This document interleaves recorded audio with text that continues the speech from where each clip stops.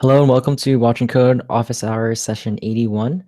The purpose of these office hours is to help you if you're going through the material on watchingcode.com. So learning online can be a lonely experience, especially if you have trouble with something, there's no one to turn to for help. And so the point of these sessions is to give you that one-on-one support if you need it. So the format for it is pretty simple. If you have a question, then you'll have to call in and then you can ask me your question and I'll help you out over the video chat. And the way you can call in is if you're on the YouTube live stream, you can click on this call in link and then you'll get into the video chat room. So those are just kind of the logistics. If you have a question, you should call in and click this link. And this document is linked in the live stream description. Aside from that, you'll want to join the Facebook group to get info about upcoming sessions. So in case there are any schedule changes or announcements, they'll be posted there. And that's about it. Just if you're watching and you have a question, you'll want to call in. The last thing is just new stuff. There is a new video in the underscore series. So you'll want to check that out. It's a new video in the underscore series. And at the very beginning, when I first make a series for the first time, it's a little bit slow to get going. So I still haven't gotten a rhythm yet, but I'm figuring things out. And so hopefully the videos are start coming out at a better pace, but I still haven't found my rhythm yet with the new series. So still a lot to look forward to. We haven't even gotten very far at all in the latest series. So that's it for me. From here, we can just go into open questions. Nefer, are you there? Hey, Gordon. Hey. Can you hear me okay? Mm-hmm. Awesome. I don't have any questions for the office hours. I just wanted to join the group since I didn't make the accountability meeting because of the time change. So just want to join everyone. It seems like it's a lonely party. Yeah, no questions for now. I'm just working through the reduce method right now, getting a little bit more comfortable each day. And right now I'm just trying to recreate the tests on my own without having to look at the videos and just relying on documentation. Got it.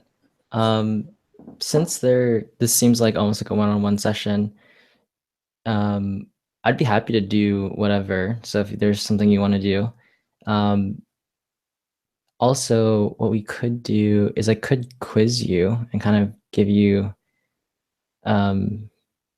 exercises and see how you do with that. Okay. What do you think? That sounds great. Well, first, can you show me what you've been working through so I get a sense of where you are? And then when I sense that you might be hazy on something, I'll kind of poke at it. Does that sound good?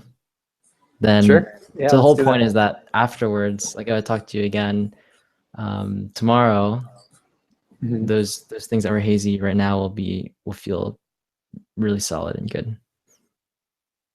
Okay, so then do you want to start off by just, I guess, telling us like what, or just showing us what you've been doing?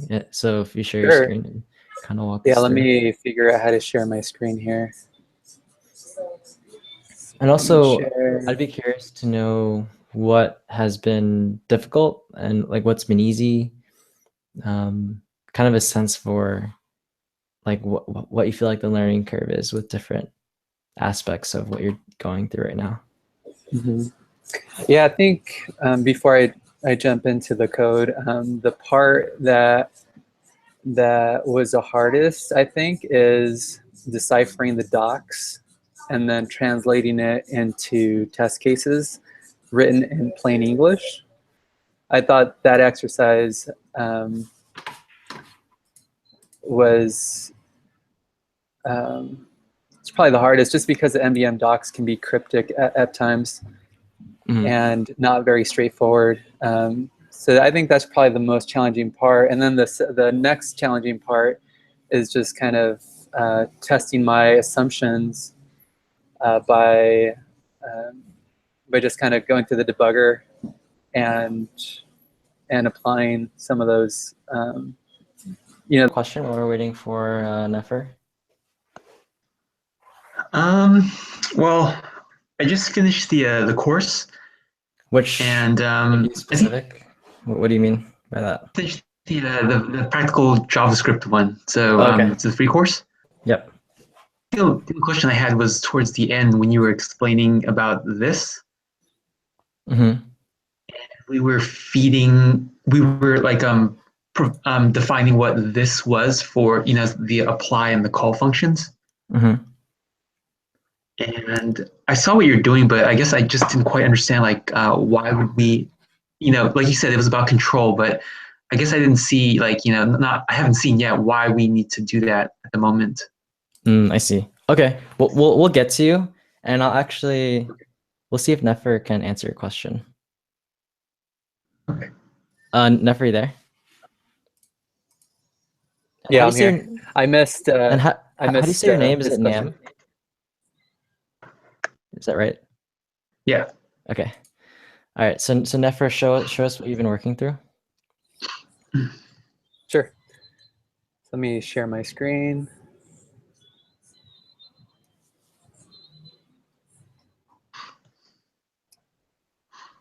Pull up my editor. Can you so I've been plus? trying to. It's really small. Sure. Okay. Is that okay? Yep. Okay. So I've been going through the reduce videos, and I'm past the part of deciphering the docs and creating plain English test questions or testing requirements. And so now what I'm doing is trying to recreate each test and adding to the prototype implementation requirement by requirement. Mm-hmm. Okay. So right now I am this morning I was reviewing the previous two that I completed last night before I kind of jump into the next part.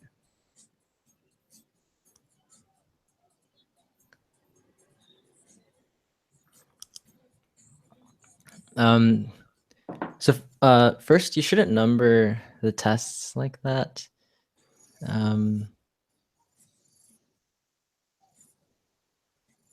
Like 0, 1, 2.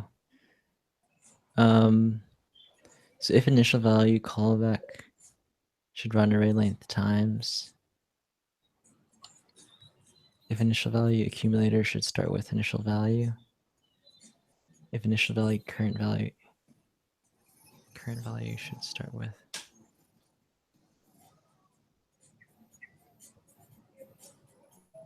Wait, so current value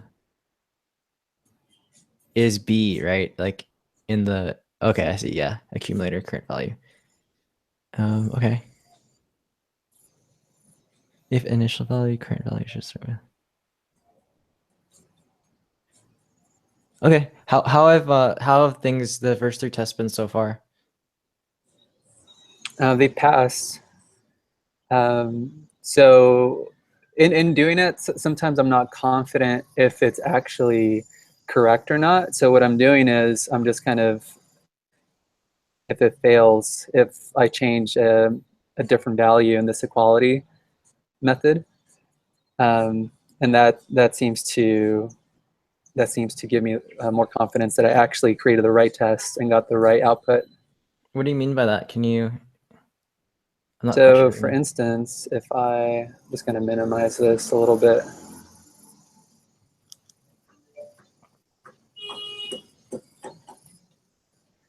So right now I have the 3 passing tests, right?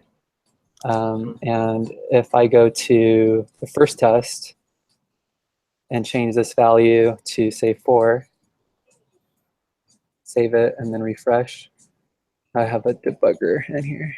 Yeah, don't use debugger statements. Use breakpoints. Okay. Thank you. Just because you can forget them easily. Like I just did. Yeah, Okay. like that.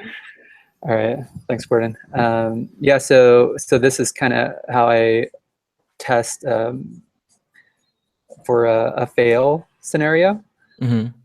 to just make sure that I have like the right input or the right test in place. Okay. I can take a look at them real quick and just see if they make sense.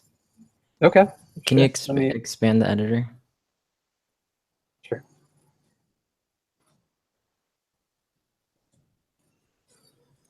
So callback should run this many times.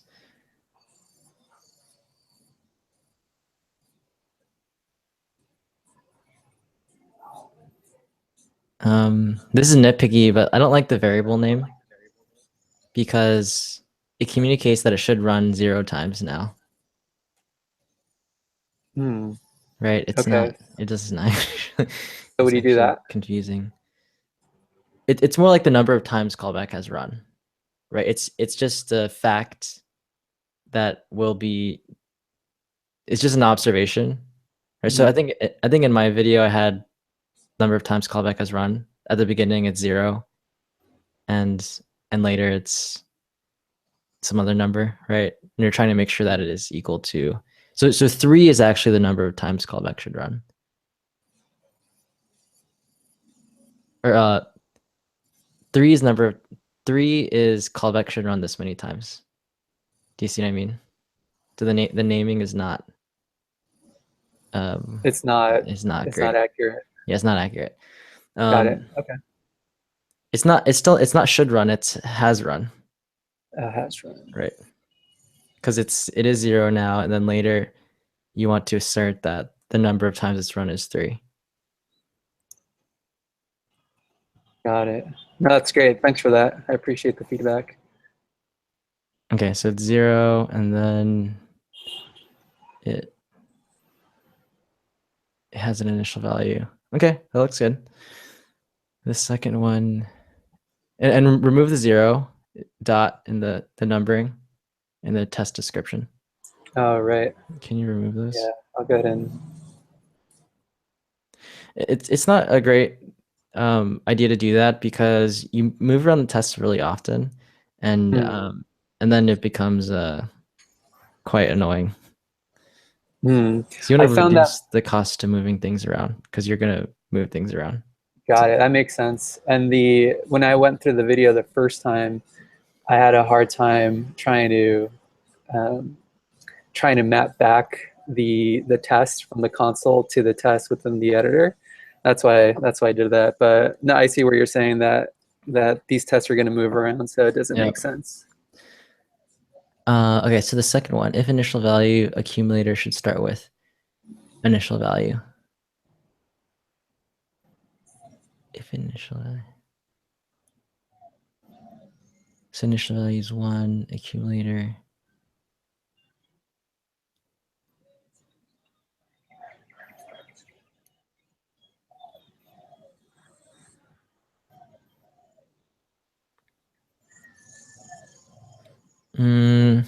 This is weird. So it's confusing because you have a accumulator declared in 39.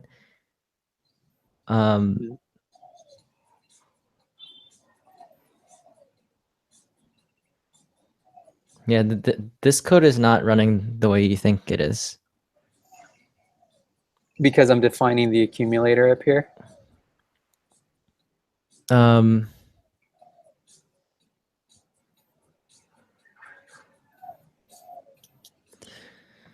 Okay, so first of all, do you understand that the accumulator in 39 is not the accumulator in 40?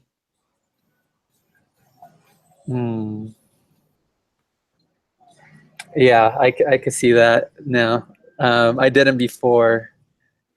But yeah, these are two different values, right? This is the argument within the function, and then I'm just creating a new variable that has nothing to do with this, Right. called the same thing. Exactly. So you're not testing. You're setting accumulator to initial value, and then you're checking to see that they're the same.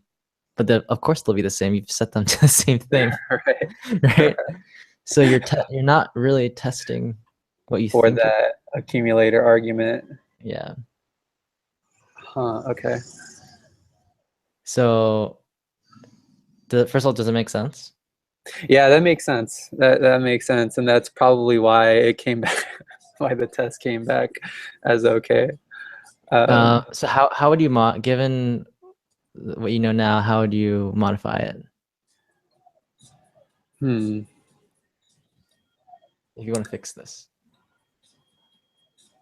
Well, I think I would do something like, so I have my accumulator argument here, so I can set it like a variable within the function. Is that, well, I guess I can put it in there. And then run the test. Is this, so walk me through what is that actually going to happen? So play debugger with me and pretend, kind of explain what's happening. So I would think that on this first element of the array, accumulator will get set to initial value, which is up here, so it's going to equal 1. Well, if you're setting it to 1, okay, so you're setting it to the same thing as initial value, and then checking to see if they're equal again. Right, down here with the equality. They'll always be equal no matter what. Even if accumulator is something else, because like say accumulator is nefer, like the string nefer, inside of the callback function. Well, you've overwritten it to be 1. So you're not letting it be what it is. You're overriding it. Each time the function runs. Right. So, right, because the callback function is going to be run, and a supposedly accumulator value is going to be passed in as an argument, but you're overriding it with 1. So you're kind of throwing that value away. If you throw it away, there's no way you can test what it is.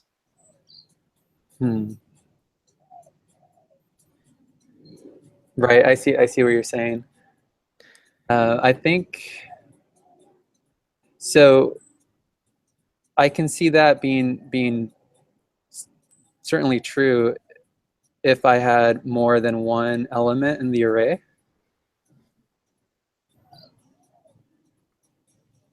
Right, because then this accumulator will be set to initial value just once with only one element in the array. No, if there are multiple elements in the array, every single time the callback runs, which would be, I don't know, array length times or something, then every single time you're going to override accumulator and set it equal to 1. Right, I agree with that. But with just having one element in the array, this should, I think why I did that is because why I only put one element in the array is to just try to make the test pass. Okay, so Nefer, here I'll show you through code why this doesn't work. So run the test now. Can you run this code now? Sure. Okay, so it failed. Accumulator. Okay, so perfect. Accumulator is not accumulator is not defined.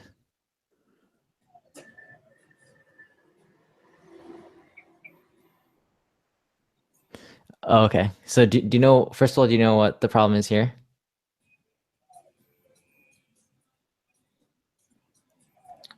See line 42.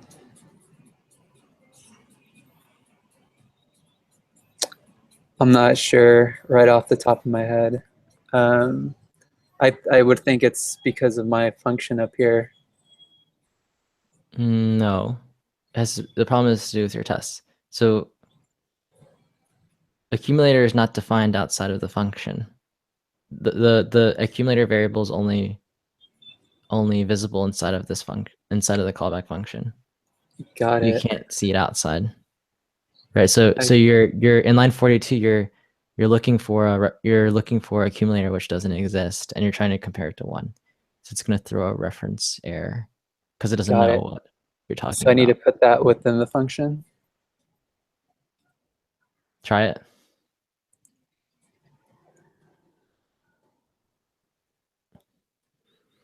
Okay, so Yeah, now it that makes passes. way So more sense. so go back to the code and go to the implementation, and I'm going to change your implementation such that it's like truly wrong, and you'll see that the test still passes. So expand the editor. I can just make it wider, and then instead of running callback with accumulator,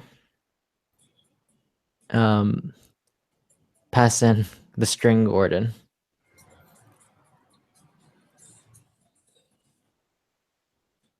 Save it and run it.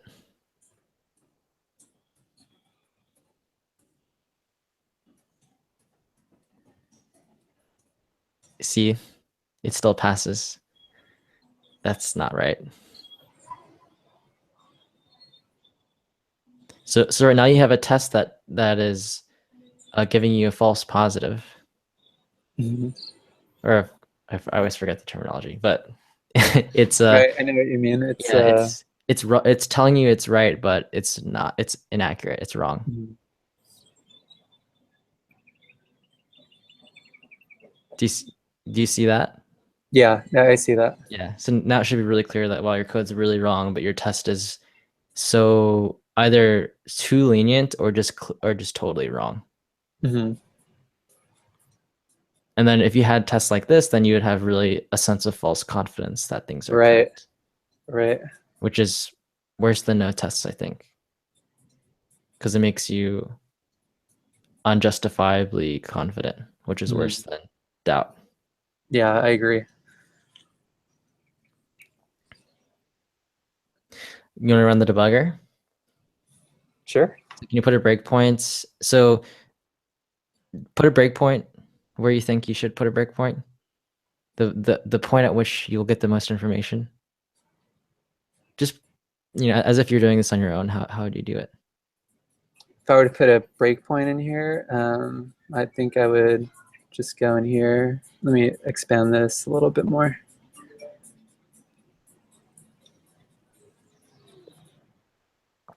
Can you command plus on this too? Sure. Get rid of this thing. Is that okay? Mm-hmm.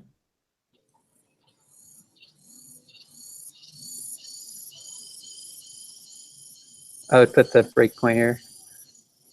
Okay, so try And to then, investigate.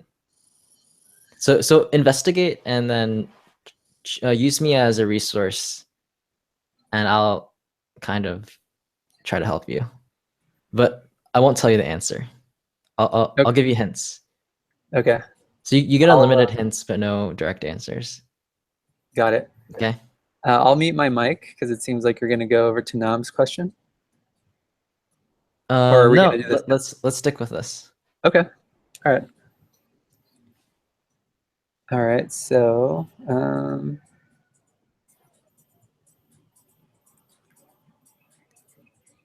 I usually run the debugger to just put a debugger statement in the code that I want to test. I haven't put in a breakpoint.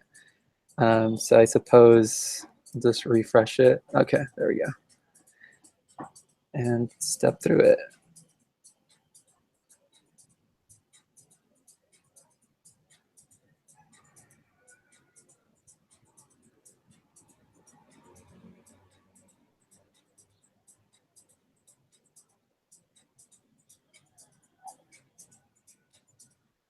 All right, so my initial value is set to 1. There's going to be, this is going to be false because we have 3 statements, or 3 arguments rather. Now accumulator is going to be set to 1. And we're going to run the for loop. Array is equal to, I think, 1.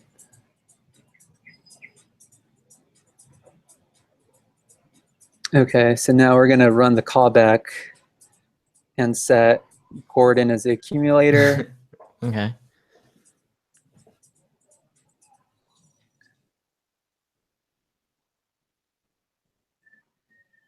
And array index of 0 will be 1. Okay, so now you're inside of the callback, right? Oh, right in the test, right? Accumulator is Gordon. Right. It's Gordon. Oh, got it. So now it's just overwriting it. Yeah, he's over it. Do you see what's happening? Yes, I do. Okay. So this means that I need to set the accumulator to the first element of the array, or the 0 index of the array. Or no, let's fix your test false. first, right? Let's get your test to fail. So remember, you want to do red, green, but you're green, you're green, green, green, even though the implementation's clearly broken. Right. So let's get this test to fail. Okay. Let's start by, I mean, 40, clearly there's a problem with 40, right? So you know, can you address that?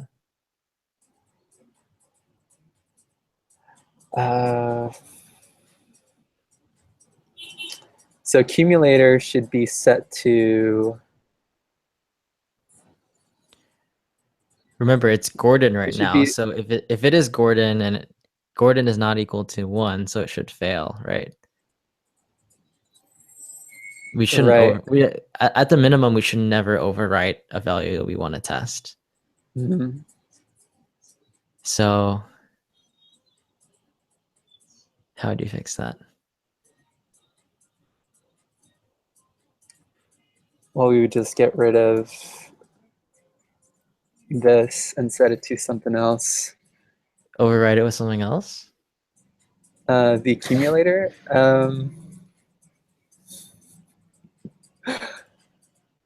I guess I would get rid of it altogether. Okay, try that. All right.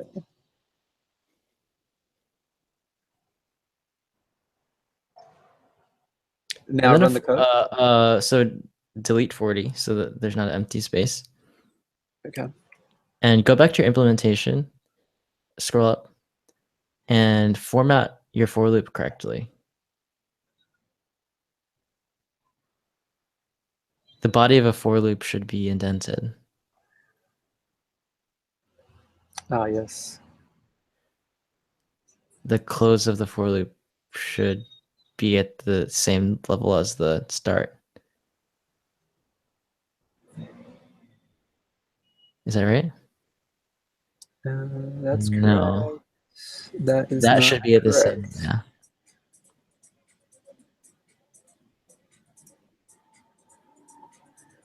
I think I was off by 1 level. Okay. Does that look okay? That looks better. All right. Better, but you'll want to go verify later. Okay, so save and run.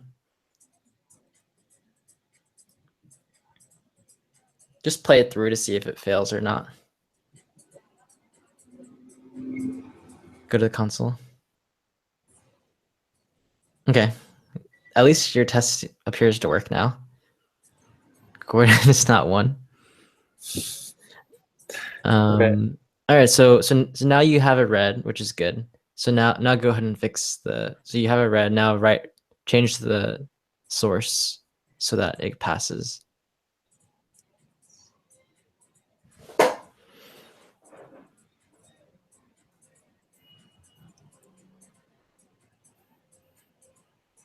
Change the source code, not the test.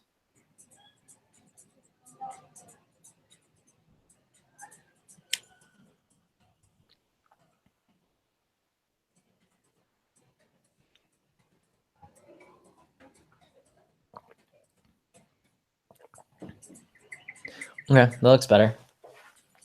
You have naming things like overwriting a variable with initial value equals initial value doesn't do anything. So your line 16 literally doesn't do anything. It takes the initial value and then it creates a new variable called the same thing with the same value. Right. Yeah, that's exactly what I did on the second one, right? Where I was. Yeah, you don't want to do stuff like that. So you could just delete that. Never mind, I didn't realize that. refresh. Make sure it's still good. You can delete that break. Get rid of that breakpoint. Okay. All right, let's look at your third test.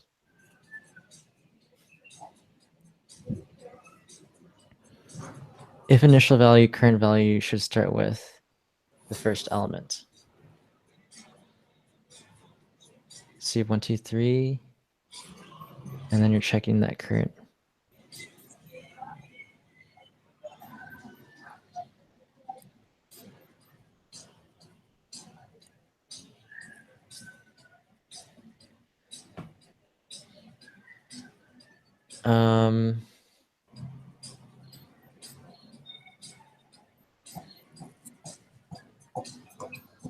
This test is troublesome because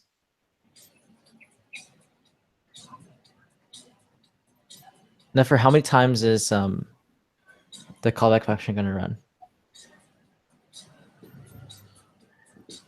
The callback function should run 3 times. So put a breakpoint at 46 and let's take a look and show me what's happening.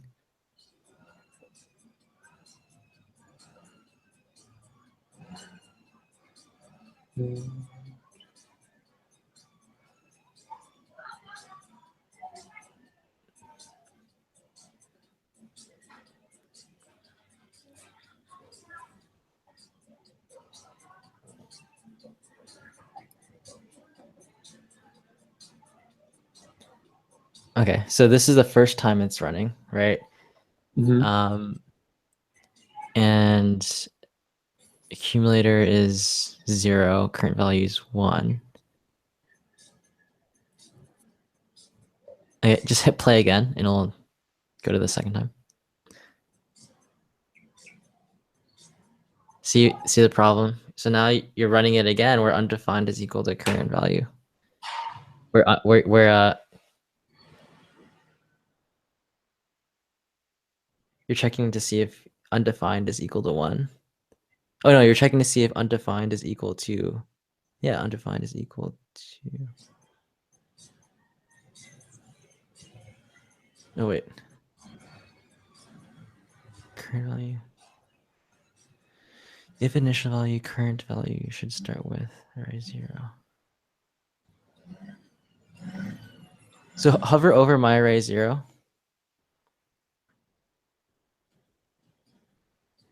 Wait, can you refresh the page again? Sure. Just refresh the page again.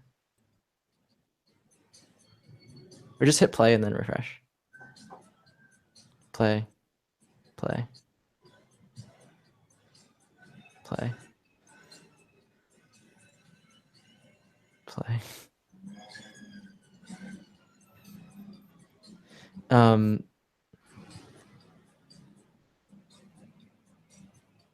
So refresh the page. Okay, so the very first time accumulator is 0, current value is 1, and hover over my array 0. Or highlight my array 0. It's 1. Okay, so that should pass because then hover over current value. Okay, so now hit play.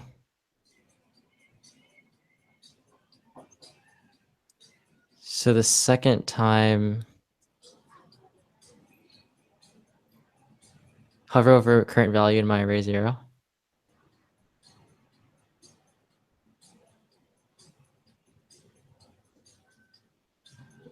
Okay.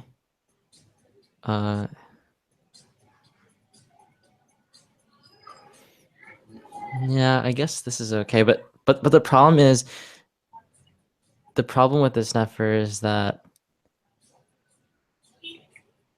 your current value should, yeah, I guess it should start with it, but I guess this is, I mean, really your test doesn't really,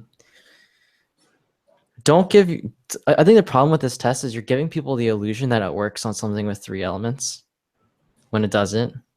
Like the current value should change the second time. Right. But it's not. So you're giving us people a sense that your test works. I would either I would consider just having one element, so then you're not over promising. Whereas if you have one element and you have one assertion, like, so I think the thing that you didn't realize is you have 3 assertions here. Yeah. Okay. That didn't occur to You me. should think about that when people are reading it. They're like, "Oh, it's hard to think through this," right? So especially if it doesn't actually work, so then they're going to try to think through this thing that doesn't work and be like, why did he do that, right? Like, he's actually testing a bugginess, that the bugginess is, because if it works it should fail. Like if reduce is working as it should, this test should fail, but it works because it's buggy. Right? So I would either be very, very strict, have one element, and then there's one assertion. So then I see. do you see what I mean? Yeah, no, that makes a lot of sense, because going into it, I didn't realize I was testing three things.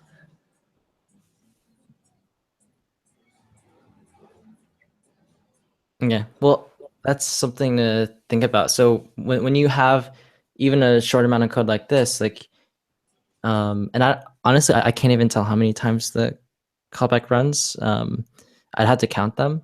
I wouldn't make assumptions it's 3 times. You should verify, but I know it's more than once, obviously, right?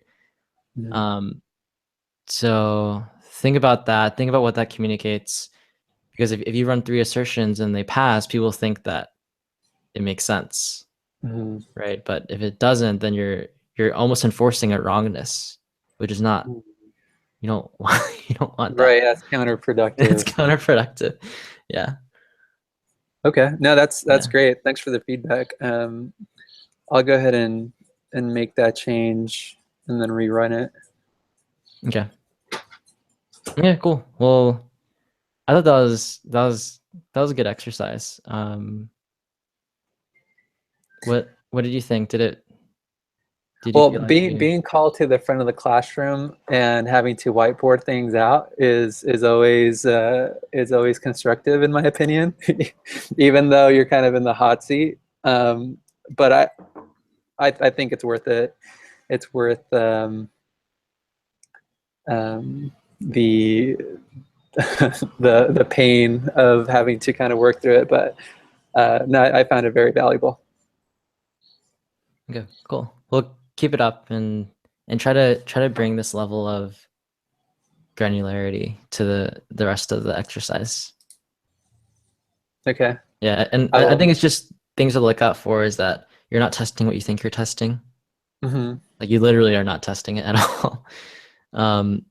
You're testing things that enforce wrong behavior, as is in this case. So you want to always be as specific as possible. So if you're testing that the current value should start with array 0, then just test that.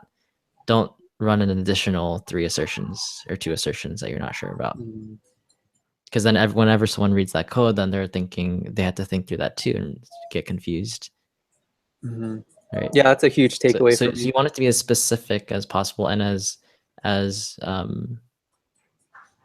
almost as transparent as you can. Because when you have assertions running into callback functions, it becomes less transparent. That's not always avoidable, but if you do have that, make sure it's justified and it's something you want. Got it. Okay, cool. All right, thanks, Gordon. Yep, you're welcome. Nam? Yeah. You want to repeat your question?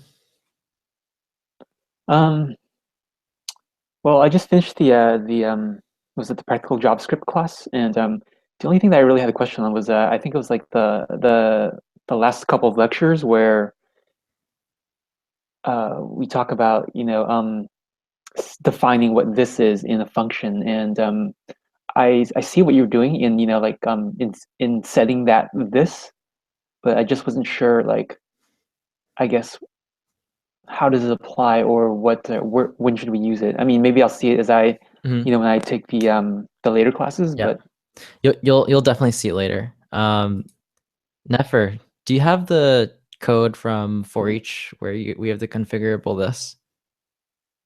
Do you have that handy? You can show us, just so you can give Nam an example.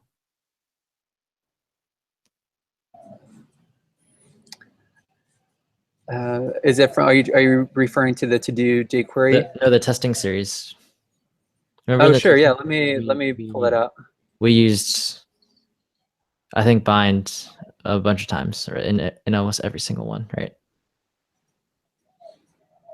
I don't recall doing that in the testing series. It was definitely there. Well, just Okay. open up the finished code for any of the Okay. functions. Let me share my screen here.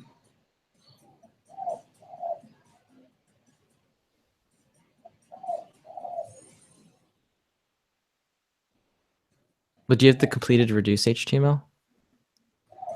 Yeah, it's right here. I guess maybe for each is simpler, so let's use that as an example. Yeah, so NAM line 26.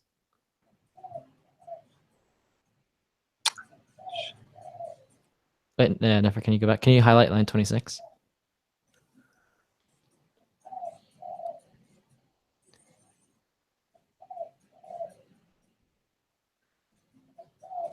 Can you see that okay? Yeah, can you see that now? yeah, I can see it. Yeah, so the use case here is actually very similar to use case we used in practical JavaScript too, where we used for each, and we passed in a second argument, which was the optional this, and we set it to this, which was supposed to point to like the to-do list object or something. You remember that in the destroy all full array loops? Oh yeah. So in that case, by default, this was equal to, I think, window, and it was a default case, and we wanted this to be equal to something else, so we had to override it. This is line 26 is kind of a, I guess, an example of that, of how that's implemented. If you ever want to overwrite the behavior you're seeing, you need to use bind apply recall. You're talking about when we let me see. Can I show you my screen? Yep. Let's see, how do I do that?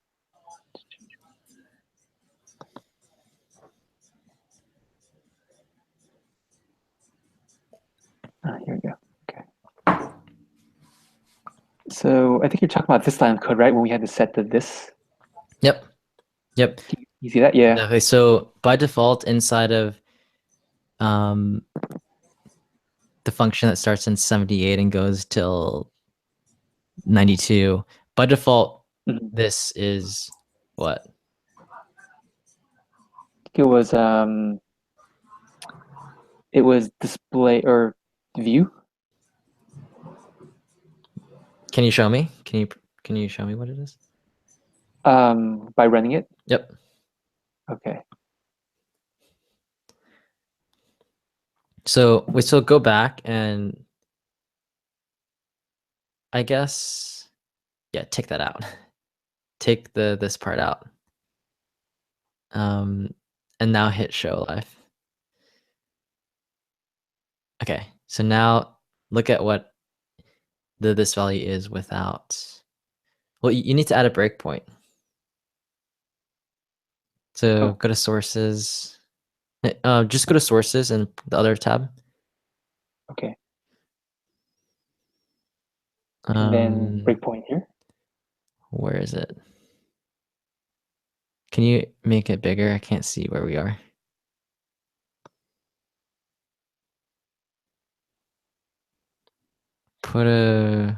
Where's that function?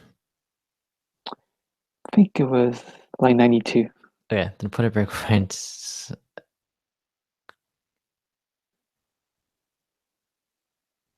No, Is that how you- don't put it there. You want to put it in the function body. So put it in 79. I see. And that's putting a breakpoint like that? Yep. So Okay. so now what you want to do is, I don't know, add something. Add a to do. Okay. First is fine. Just hit add.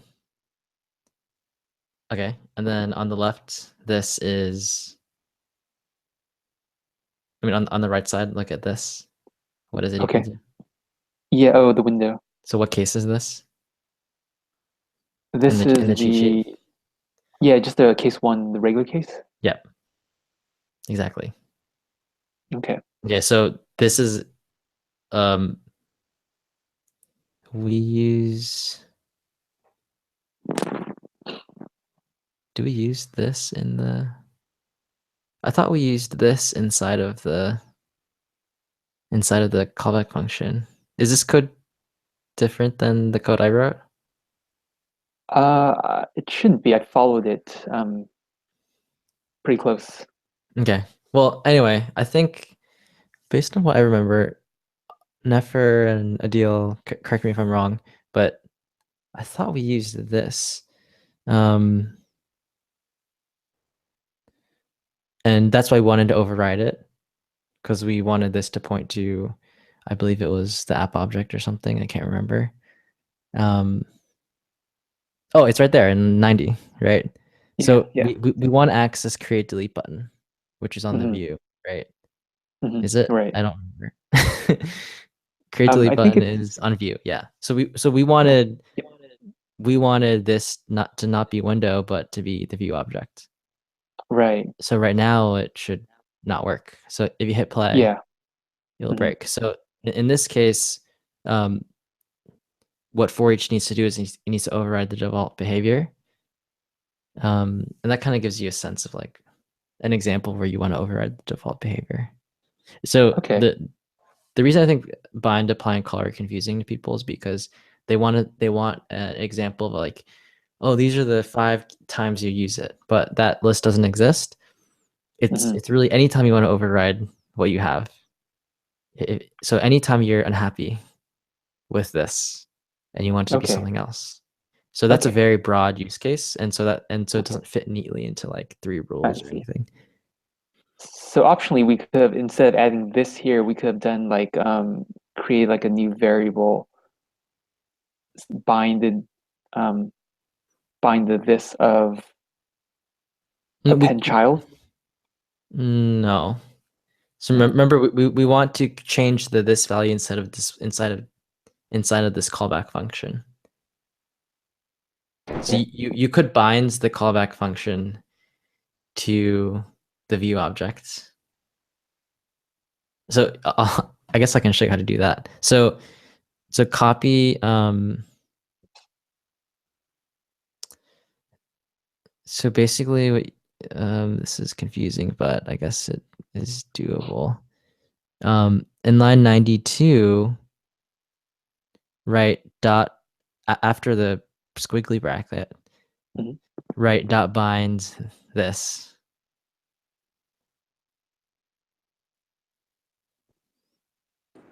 And oh, so no, do that inside of glitch. Oh,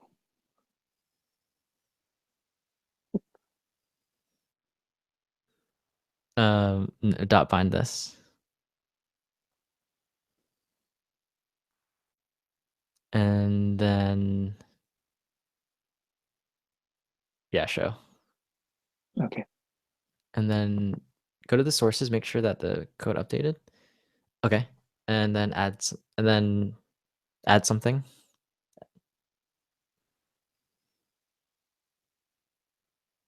And look at this. There you go.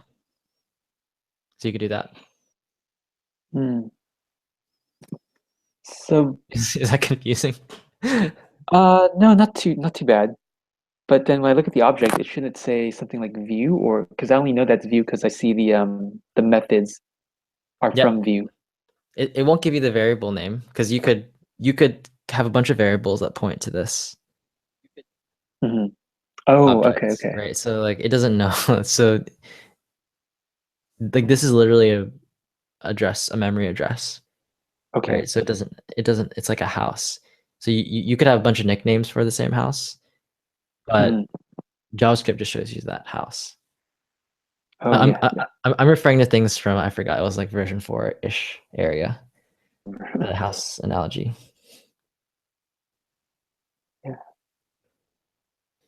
Yeah. I think that was my only question. I mean, it was everything else was and yeah, I just started last week, so I just want to see what office Mhm. hours seem like. Got it. So, but Cool. thank you. Yeah, this is maybe in the cheat sheet I can do that variation that I just showed you. Hmm. Or in that set of videos that goes through the cheat sheet. Do you think that would be Yeah. helpful? Or maybe do you think it'd be too confusing? I think for me it was helpful because it showed like because it showed us like, kind of like separate. This actually brings it back to the lesson, so we kind of see like how we can use it in the lessons that we've done, like in the actual code that we have. Okay. Let me add a note. I think I should do that. Hold on, just write a note. So in this series in JavaScript, use bind this instead of optional this argument in for each. Okay, I'll do that. Good question. Nam, did you have any other questions? Um, Not really. I mean, like I mentioned, I just started taking the course this week, and then I plan on taking the next one. But the whole reason why I started taking the course is because like I'm doing an interview soon, and someone's going to interview me about JavaScript. So I was trying to learn JavaScript as quickly as I can. Mm-hmm. Got You can it. help me there, but Cool. What's your background? Like, are you already a developer or? I started learning development. Started learning Android mobile development, so I know Java and XML. Mhm.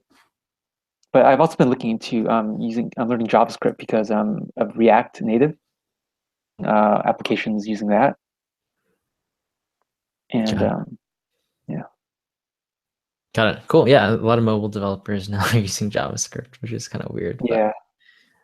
it's cool. Yeah, I mean, it makes the language really useful. All right. Well, let me know if you have any other questions. I'm gonna try to get to 7. What's your name? I just see your username. Is that your name? 7? You're muted. Can you hear me now? Yeah. Yeah, no, my name is Joe. Joe. Seven's just a handle. It's your Stranger Things handle. um, actually, yeah, I'm actually only. This is like my first time trying to learn coding. I guess. I'm at like 46%, and I don't really have any questions of the practical JavaScript. But I figured I'm here for kind of the same reason, just to see what the office hours are like, and then I don't know. I guess kind of get a glimpse of what I'm looking at for the future. I see. Yeah. Cool.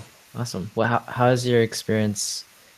Oh man, dude, I think you did something amazing here.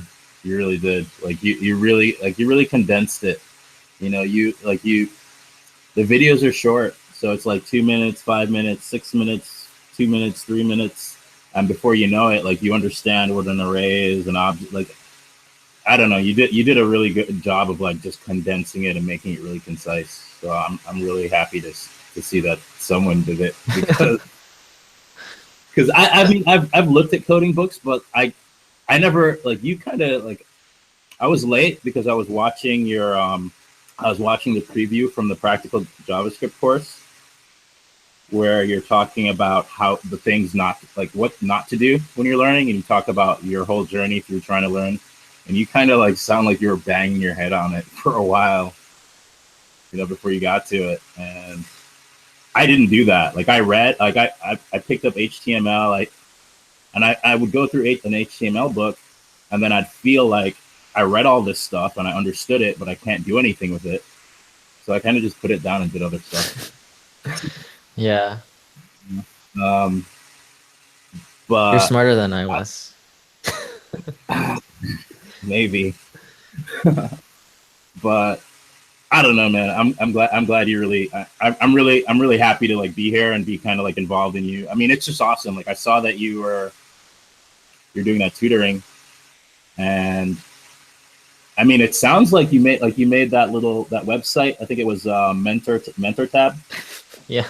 Yeah. But you went through, like you took your code, you made that website, and then you found people to like help learn something. And it sounds like you've like put a bunch of people in Ivy League schools. Like you like sought them out and like and tutored them into Ivy League schools. So that's really awesome, man. Like that's really cool. You have like the sensei vibe going. It was not a lot, a handful, like under 10. I can't remember at this point, but it was a very small number of students. But a lot of work on each one. so yeah.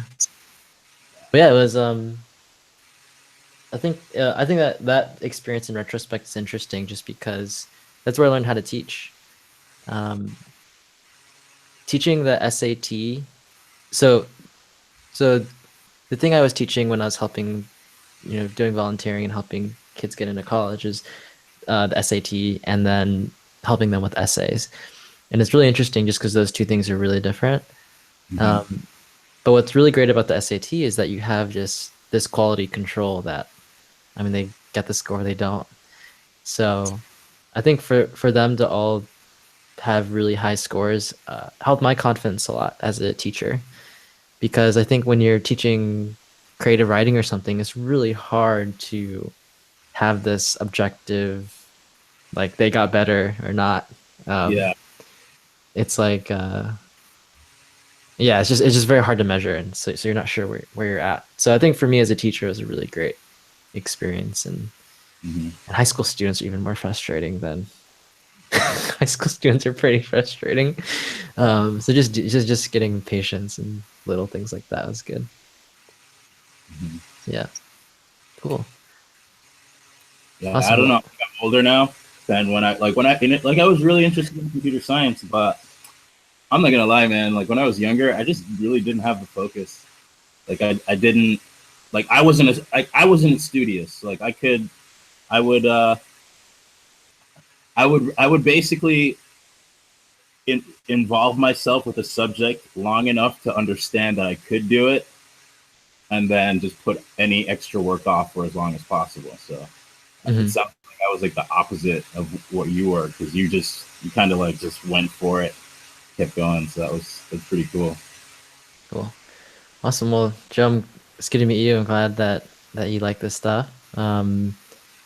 Keep the feedback coming if it's good or bad, especially if it's bad, so I can get better.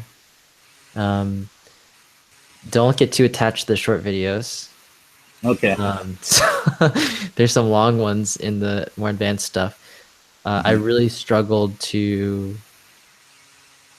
A lot of the concepts are just way more complicated, and they don't lend themselves to a 5-minute video, and so you will see a lot bigger videos. I can imagine. Yeah, like a lot bigger. So be ready for that. But I think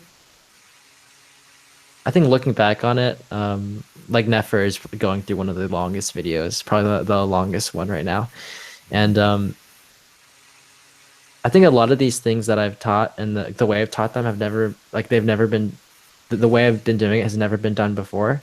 And so I wasn't really sure how it would work.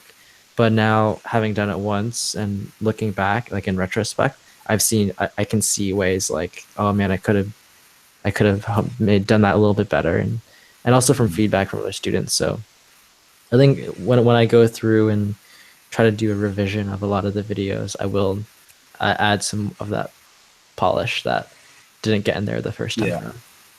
So yeah, like, so for example, like Plunker. Plunker I thought initially was a good thing to use, but people really have a hard time following directions. So like the fact that you have to click run before Plunker preview target shows up is like, I don't know how many people just gave up because of that. You want to know something funny? That was you. I started the lessons and I started in the console on Google Chrome, and then when I moved to Plunker, I got to that point, and then I remember, like, because I watched one of your videos, and I was like, I couldn't get the code to run in the console on Plunker, and I heard your voice say, like, you got to be patient with coding, and I also heard your voice say, you were talking about like asking questions, because I skipped ahead and I watched the video on how asking questions can make you a better programmer, asking good questions. And one of the things you said was that don't ask your questions right away. Like, you have to like put yourself through all the, like, look as hard as you can for the answer. And if you really can't get it, then try and come up with a really good question to ask to help you understand what you're doing wrong. But and then you said, and also don't be afraid to Google stuff, because it's kind of like the whole point of the internet. And then you Googled it, and you're actually the person who answers you're like the highest rated answer to that question, and how to display in. So you like answer the question for me after. It was funny, man. That's pretty funny. So you Googled it, and then you got my answer again. You got your response. That's pretty funny. Yeah, I've started to say this is that the mark of a good question is, it's not you followed the steps exactly and you gave proof that you did each one. That can be nice, but that can be overkill too. I think the mark of a good question is effort. Like, there was effort there, and the mark of a bad question is lack of effort. Right. So symptomatically, people skip steps, and you can tell that they don't know what they're talking about and haven't tried anything. But really, it's a bad question because there's no effort. Yeah. And then the other thing that's really interesting is people always think that, oh man, like after X years I'll be a really good programmer. And the way I think about it, I don't think I communicate this in the course very well, is that you can be a good programmer today. Because the difference between a good programmer and a bad programmer is just a set of habits. So if you have 5 years of experience and you ask the shittiest questions ever, you're still not going to be a good programmer. Like, you still have bad habits, right? And so you could be really good today. You won't have the context and as much knowledge, but you will have that. It's like the difference between, we all have friends that are really independent, and you just have confidence that they'll figure it out. And then you also have friends that are like the opposite. We all do. But the difference between the friends that you don't worry about and the friends that you do worry about, and you're not confident that they'll get it done, is just bad habits, right? They just like skip stuff, and they're not thorough. And programming is exactly the same way. It's not like, and a lot of them, if you think about your friends, they were like that when you're growing up, when you're like 4 or 5. Like, it's not like it's really a set of habits, and that set of habits has to change if you want to be good. And it's really, I mean, experience matters, but experience matters far less than the habits, right? And also, experience is less valuable if you have bad habits, because every year you have those bad habits, is like you just are not making very much progress compared to someone that is doing it the right way. Yeah, and it's almost like if your habits are really bad, what makes you, like, what's going to make a difference, or maybe just a perspective shift, is that being really good is not, it's not hard or difficult. It's just really unfamiliar to you, because you're not used to it, right? Yeah, you don't have the habit. It's just like an unfamiliar thing. It's like it's like maybe you would be an amazing athlete, except you watch TV all the time, right? Like it's like you have to go work out, right? And that's going to be really unfamiliar to you, but if you do it, you might be really good. And so it's just to get those fundamental habits down and make them really familiar, not unfamiliar. Like make it so that you do these things all the time. It's not like someone has to force you to do it every single time. Yeah, it makes a lot of sense that you decided to use a task list as the first thing you learn as a coder. Yeah, I can see why. Because everything's the same thing. Cool. All right. Well, it's Joe, good to meet you, and it was a fun chat. Let me know if you have other questions during the session. But I want to try to get to Adil, and then come back to Nam because he posted a question too. Okay. Adil, are you there? Yes. I have no questions. I just wanted to drop by. I tend to learn things. So I just so today, thanks to Nam for asking the question about this and that for each thing. I never knew about that dot bind, but yeah, it makes total sense now. Yeah, you did know about it, Adil. I did, yeah. I guess I think you've said it before. It's all about applying it. That's the hard bit, and I never really thought of that particular use case. And but yeah, it makes a lot more. It's more, yeah. It clarifies quite a few things. So that was quite nice. But yeah, I have no questions. No questions. Just wanted to drop by. Yeah. Okay, awesome. Thanks for dropping by. All right, so I'm going to return to Nam. I'm going to repeat his question. Oh, wait. Nam, are you there? Yeah, I'm here. You want to just explain your comment? Because people can't see it. Sorry. Oh yeah, so when you were mentioning about like improving the course, I thought one of the things that we could have, like you could add is just create like a test button, creates like a test array, so that way, because a lot of times like during the video, and I found myself doing this too, is that I was always constantly creating data for testing. And then I figured, man, why didn't we have a button that just says, hey, test data, bam, and then it fills, with three objects, and then we can just test from there rather than constantly creating first, second, third, which we did a lot. Yeah, that's an interesting suggestion. Wait, I'm gonna get Nefer's thoughts. Nefer, are you there? Yeah, I'm here. So did you hear Nam's suggestion? I did. Yeah, I'm wondering what you think of it, because my initial thoughts are it's interesting. It definitely seems like a convenience. And you might learn something about arrays and stuff. I'm wondering though if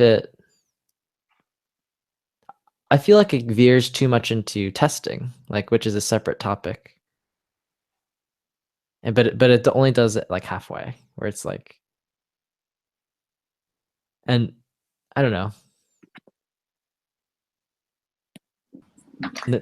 Yeah, I could see it. Yeah, I could see what you're saying, and I'm in the testing series, so I could see how it's highly relevant.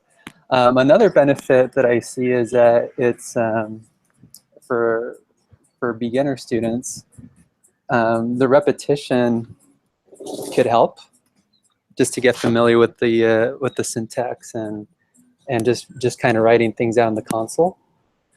That's that's another thing, because I agree with Nam. I certainly thought about it, how it was highly repetitive, and it was kind of time consuming, but I thought just kind of getting familiar with that process of testing things in the console or just writing things in the console is the benefit.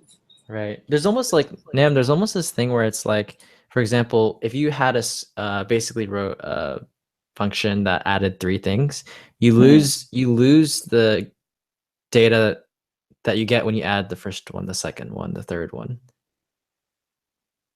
Like you just because it all happens at once and you don't see each individual action. Right. Right. And so I don't think that is a good thing. Yeah, so I'm hesitant. I think it's a good idea. I think the principle of being more convenient is a good one. I think technically it might be a little bit heavy-handed and then remove nuance from the experience where you I almost want you to kind of like do a bunch of variations and try to break it versus just always have the same thing and feel feel like you think it works when it doesn't. Like Yeah, I mean, I guess maybe part of it is like I'm a little impatient. Like sometimes I'm just like, okay, I just want to see if it works, you know. So maybe it helps. It's good for new students because it slows them down a bit. Yeah, I think you'll really like automated testing when you get to it because the other kind of problem with having a button that tests is like typically in applications you would never have something like that because it messes up the application, but you kind of have separate testing code, right? And so like that, what the thing I was going through with Nephers was exactly that. So it's almost like we will get to those kind of ideas, but when we do it, it'll be a lot more specific and done in a way that is more robust, I guess. Well, I mean, I wasn't saying that, you know, it would test the data. It would just create right, like add add that test data. Yeah. Yeah, but in the process of testing, like things like that should happen too with automated testing.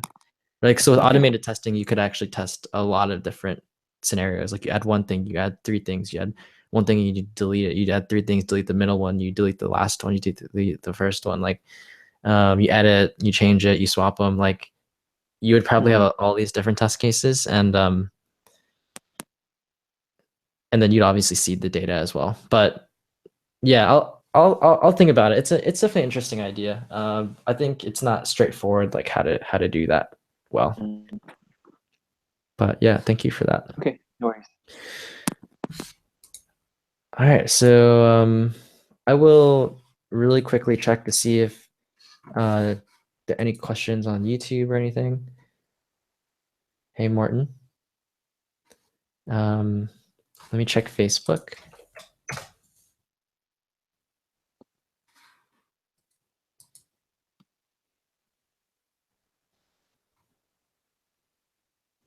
So no questions on Facebook. Oh yeah, then I'll just end the session. So I have one more question. Yeah, sure, go ahead. So the that I'm supposed to interview with, he gave me like a list of things I should learn about JavaScript, and I was wondering what we cover, like if we cover any of these items like during the more advanced course. I'm tempted to just say assume nothing because because not because that's actually true, but because I think trying to learn based on interview questions is usually going to pull you in a direction that's probably not very productive. Like I'm looking at it right now, and it's just like a ton of things that don't really matter. I mean, obviously callbacks, right? Yeah. But I don't know, I feel like most of this stuff is not essential, and also a lot of times I will teach you these things, but I won't mention the buzzwords associated. So there's that too. So I would never continue on to the advanced stuff at Watch and Code trying to learn like those 10 things that you listed. I don't think it's going to be an effective way to prep for that. Okay. Sorry, you think I should just prep for it? You should think of it as a separate exercise. Yeah. And I think interviews in generally you want to do that also because they vary so much from company to company. Like the things that you just listed, I would never ask those questions in interview because they're so inessential. They're just not important. Like the purpose of a well-constructed interview process is to see how good you are, right? So you would think that people would ask questions that try to figure that out, but what's common these days is to see what trendy things you know. And I think that's really sad and short-sighted. And that's another reason why I don't think I really like these days. I really look at preparing for interviews as a side thing, that an unnecessary evil almost. Yeah. So there are companies, I think, that I'm not. So Nam just posted in the chat a set of buzzwords, and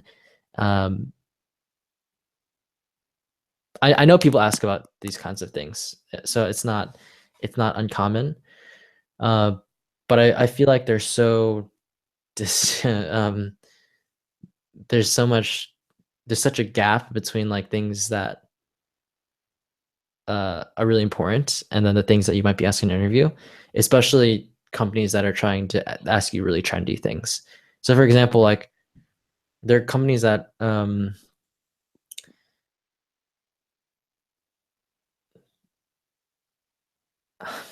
I mean, I guess it's almost instructive of the company you're going to interview at. Like companies that have a really well constructed interview process tend to also be pleasant to work at too, right? Because you can see what's important to the company through the interview process, right? For any company, I think hiring is, over the long term, one of the most important things, maybe the most important thing that happens. And so if you have a process that attracts people that follow trends, well, what does that mean over the lifespan of the company? You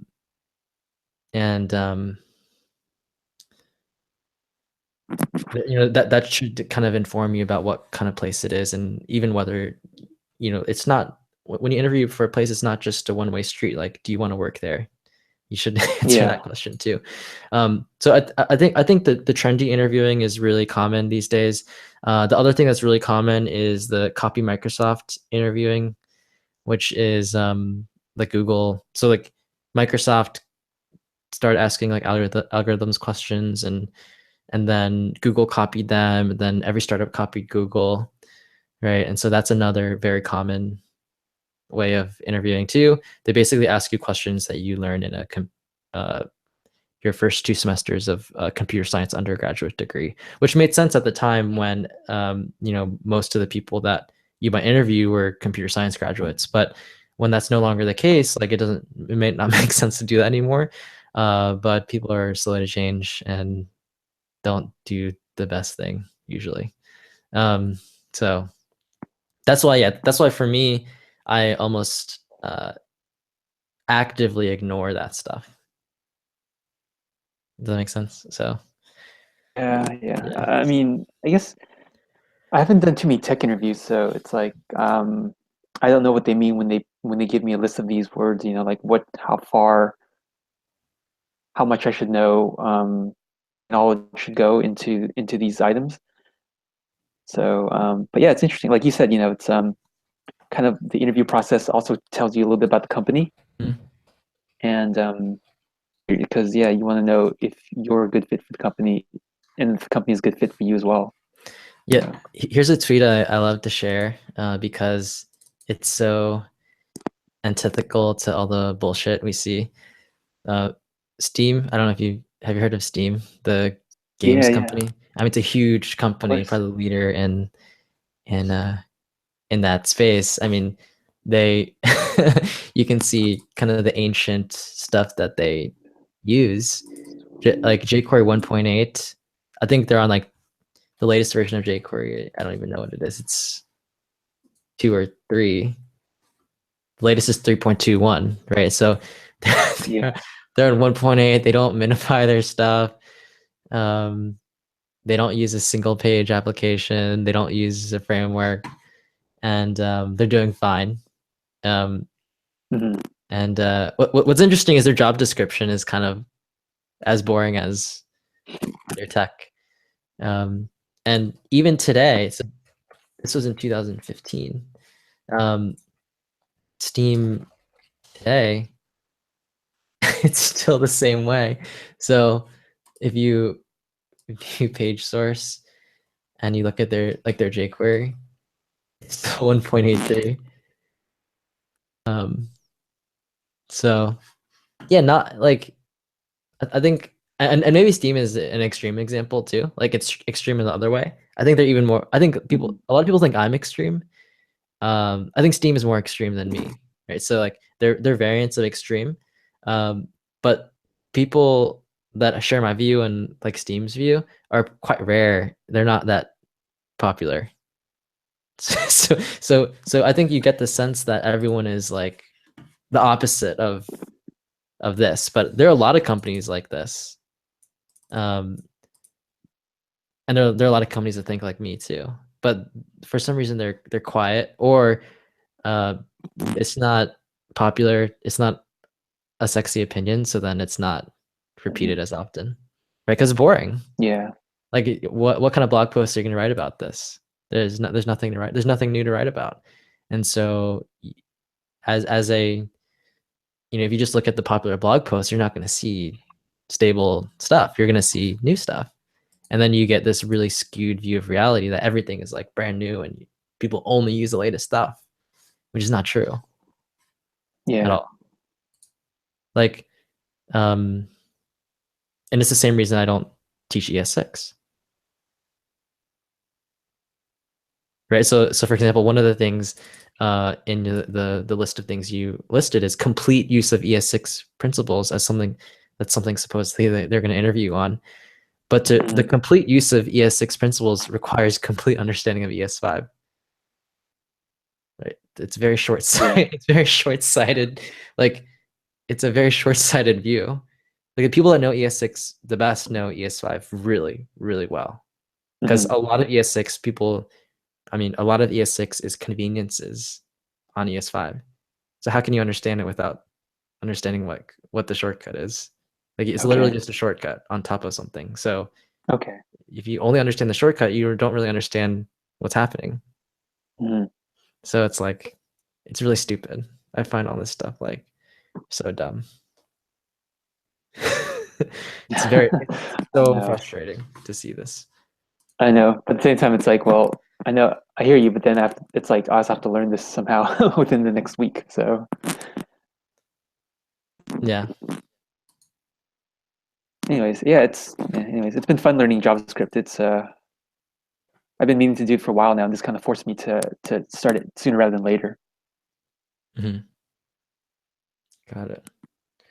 Okay, cool. Yeah, and if you do see a company that's sane and not chasing shiny objects all the time, pay attention to that. That's probably a good thing. Because like one thing I've seen a lot too is that like my friend might be at a company and the company doesn't understand how to make money, and they'd rather spend their time upgrading the frameworks they use. And it's like, what the, like, are you trying to waste time? Like, especially startups. Like if you're a startup, you're gonna default die, right? By default you're gonna die unless you do something and get traction, right? So why are you upgrading your framework? Nobody cares, and none of your users even know what framework you use, and they definitely don't know what version you use, right? So like if you're about to die as a company, why would you spend time doing that? Like that's not a place you want to work, because they're probably going to ensure their death. Right. And a lot of startups think like that, and I'm not surprised why they die. I'm surprised that they even started, were able to get started. It's like the priorities are so messed up. So, sorry, that became a rant. Okay, so I will end it on that note. I'm not angry. It's just how I feel. And I really like, that viewpoint. I really want it to be reflected in the material too, in the teaching. If people go through Watching Code and they don't understand these things, I think of that as a failure on my part. And I feel like it's like almost the liberal arts of being a programmer. Can you make good decisions, prioritize things that matter? not work on things that don't matter. Like Yeah. stay focused. Stay focused on what's important and ignore noise. Like those things are really important. If you spend all your time doing that, you're not gonna do anything meaningful. And that's gonna halt your career and your progress and the things you can do. So I think it's something that's really important that I want to get better at trying to communicate. So, yep. So I'll end it on that note. And as usual, at the end of office hours, we've already gone a little bit over time, but I'll stick around for about 15 minutes after I end the broadcast, and we just have kind of more casual chat. And you can continue the conversation a little bit. But if you're watching over the live stream, we're going to end the live stream right now. So everyone that joined and asked questions, thanks so much. And if you're watching, thanks a lot to you for joining tonight. And I hope to see you next week. I haven't posted the Facebook event yet, but it's always at the same time. So when that comes out for the session next week, be sure to RSVP. It's good. I'm sure that more than 4 people can show up. So I hope to see more people next week. All right, see you.